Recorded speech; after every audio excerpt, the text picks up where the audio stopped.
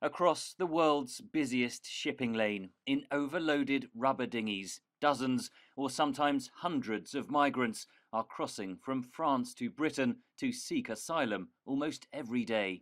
This group was filmed a short way off the British coastline last month, apparently having rowed the 30 kilometres across the channel. Where are you from? Sudan. Sudan. You have no engine? We don't have engine, yeah. You have enough water? You have something to drink? No.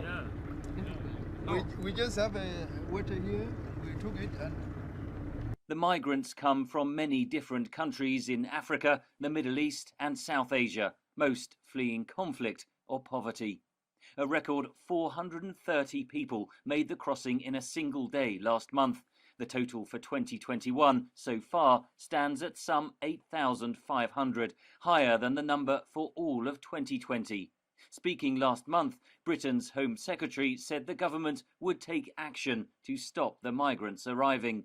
What we're seeing right now, effectively people trafficking, smugglers, criminal gangs exploiting our asylum system to bring in economic migrants and people that, quite frankly, are circumventing our legal migration routes, coming to our country illegally.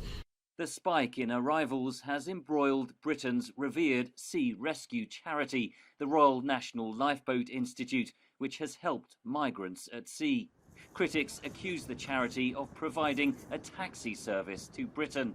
The RNLI says it helps anyone in distress, regardless of who they are. The government is putting forward new legislation which could see migrants who enter Britain without permission facing up to 4 years in prison.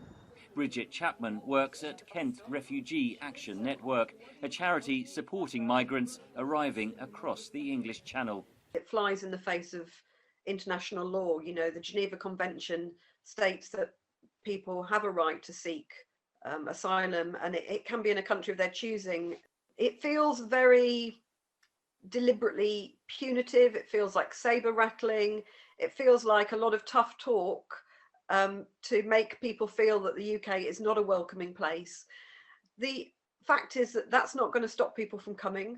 A committee of British lawmakers last week strongly criticised the living conditions for newly arrived migrants in the port of Dover, with refugee children seen sleeping on the floors of reception centres.